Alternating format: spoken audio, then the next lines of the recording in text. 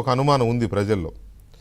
తర్వాత ఇప్పుడు గఫూర్ గారు అన్నట్టు ఈ ప్రాసెస్ డిలే అవ్వడం మీద కానీ, లేకపోతే దర్యాప్తు జరుగుతున్న దాంట్లో ఏం జరుగుతోంది అనే దాని మీద పారదర్శకత లేకపోవడం కానీ, పారదర్శకత ఉండడంలో నష్టమేంటో నాకు కూడా అర్థం కావట్లా. ఏం జరుగుతోంది, ఏంటి, ఎక్కడెక్కడ అవకతవకలు జరిగాయి అనే దాని మీద ఆయన అన్నది కరెక్టే. ఇసుకలో మీరు ఏదో తవ్వి ఏదో పట్టినట్టు 2500 కోట్లు, అప్పుడేమో 1,00,000 కోట్లు పోయింది, అది పోయింది, ఇది పోయింది అన్నారు. ఇప్పుడు 2500 కోట్లు అంటున్నారు. రేపు పొద్దున లిక్కర్ కూడా 1000 కోట్లు 2000 కోట్లు అంటే ఏం చేస్తారు జనం? జగన్మోహన్ రెడ్డి కనుక ఎలకలు తాగేసి ఆల్కహాల్ అంతా అన్నట్టు ఉంటుంది. సో అందువల్ల దీని మీద మీరేమన్నా చెప్తారా? వెంకటకృష్ణ గారు, ఇప్పుడు గఫూర్ గారు చెప్పారనో, ఇంకోరు చెప్పారనో, లేకపోతే మనం ఏదో మాట్లాడుకుంటున్నామనో, ప్రజలందరూ కోరుకుంటున్నారనో అరెస్ట్ చేయడం పరిష్కారం. ఐఎమ్ సారీ, ప్రజలు కోరుకుంటున్నారని అరెస్ట్ చేయమంటలా నేను కానీ గఫూర్ గారు కానీ. కేసు దర్యాప్తు వేగవంతంగా జరగడం లేదు, ట్రాన్స్పరెన్సీ లేదు, దాట్స్ ఇట్. ఒకటి వెంకటకృష్ణ గారు, దర్యాప్తు వేగంగా జరుగుతుందా లేదా అనేది పూర్తయ్యేదాకా మీకు తెలియదు, నాకు తెలియదు. ఎవరెవరు అక్కడ చేస్తున్నారు, ఎంత వేగంగా చేసినా సరే ఇక్కడికి తేలుతా ఉంది. రెండవది, పారదర్శకత లేదు అంటే రోజు మనకు చెప్పి చేయరు లోపల ఏం జరుగుతా ఉంది అని. ఏ రోజుకి ఆ రోజు మనం మాట్లాడుకున్నట్టుగా డిబేట్లు పెట్టి విచారణ గురించి చెప్పడం కూడా సాధ్యం కాకపోవచ్చు ప్రభుత్వానికి. రెండవది, జగన్మోహన్ రెడ్డి గారికి కేసులు కొత్త ఏం కాదు. ఇప్పటికే 41 కేసుల్లో ఉన్నాడు. ఇంకొక 10 కేసులు వస్తాయి. మన 10 కుంభకోణాలు బయటకు వచ్చినాయి అనుకోండి, 10 కేసులు బయటకు వస్తాయి.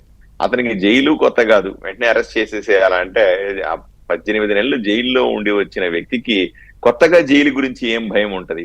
ఈ రోజు ఎందుకు మేము బాధ్యతగా ఉన్నాము ప్రభుత్వంలో అంటే, ఈ ప్రభుత్వానికి పోయిన డబ్బుని ఎలా రికవరీ చేయాలన్న ఆలోచన కూడా ఉండాలి కదా.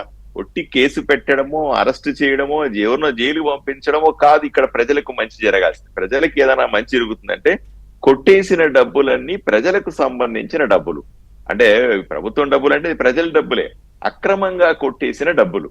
ఇవన్నీ కూడా మళ్ళీ ఎలా తిరిగి రాబట్టాలి, ఎక్కడి నుంచి వసూలు చేయాలి, ఎవరు దీనికి కల్ప్రిట్స్, దానికి వసూలు చేసే విధానం ఏమిటి, ఇవన్నీ కూడా అంచనా వేయకుండా ఓన్లీ కేసులు పెట్టేసి అతను బెయిల్ తెచ్చుకుంటాడు. ఇంతకుముందు ఎలా ఉండి జైల్లో ఉండి బెయిల్ తెచ్చుకున్నాడు. వెళ్తారు మళ్ళీ కొంతమంది ఆయనతో పాటుగా ఇంతకుముందు 10 మంది 12 మంది వెళ్ళారు, నాకు నెంబర్ సరిగ్గా గుర్తులేదు.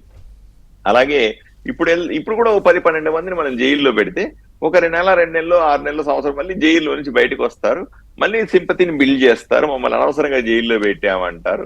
మళ్ళీ అదొక రకమైన రాజకీయ పరమైన అంశంగా తయారవుతుంది. కాబట్టి ఇక్కడ నాకు తెలిసినంత వరకు కూడా పారదర్శకత చాలా క్లీన్ గా ఉంది. ఎందుకంటే ప్రభుత్వంలో ఉన్న వాళ్ళకి జవాబుదారితనం ఉంటుంది, కూటమి ప్రభుత్వంలో అంటే పాసాది గారు, మీ ఒపీనియన్స్ కొంతవరకు కరెక్టేనేమో, నేను కాదనడం లేదు. కానీ జగన్మోహన్ రెడ్డి గారు జైలు నుంచి రాగానే ముఖ్యమంత్రి అవ్వలా. ప్రజలు అయ్యో జైలుకి వెళ్ళి వచ్చాడు పాపం బిడ్డ, ముఖ్యమంత్రి చేద్దామని ముఖ్యమంత్రి చేయలేదు. Point number 1. Point number 2, Chandrababu Naidu గారు జైలుకి వెళ్ళి రాగానే ముఖ్యమంత్రి అయ్యారు. ఎందుకు అయ్యారు అని అంటే, పారదర్శకత లేని విచారణ, హడావుడిగా అర్ధరాత్రి వెళ్ళి అరెస్ట్ చేసుకొచ్చిన తీరు ఎలక్షన్ల ముందు. అందువల్ల ప్రజలు దాన్ని సీరియస్గా తీసుకున్నారు. ఇక్కడ పారదర్శకతగా దర్యాప్తు చేయించే అవకాశం ఉంది. అలా చేయకపోతే ఇలాంటి విపరిణామాలు ఉంటాయనేది ఇక్కడ. వెంకటకృష్ణ గారు, ఆయన జైల్లో పెడితే ఆయన బయటకు వచ్చి మళ్ళీ సీఎం అవుతాడో అట్లాంటి మాటలు నేను చెప్పట్లేదండి. నేను అతనికి ఆ రకమైన పరిస్థితులు లేవు. కానీ అతనికి కొత్త కాదు జైళ్లు గాని, అరెస్టులు గాని, కేసులు కానీ అతనికి కొత్త కాదు.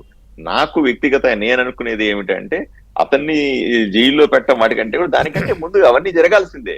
దానికంటే ముందుగా ఎట్లా రికవరీ చేస్తాం, ఈ ప్రజల సొత్తును, కొట్టేసిన డబ్బుని, దొంగ డబ్బుల్ని, లేదా ఎత్తుకుపోయిన డబ్బుల్ని ఏ విధంగా ఎంతో కొంత రికవరీ కావాలి కదా, రికవరీ చేసి చూపించాలి కదా.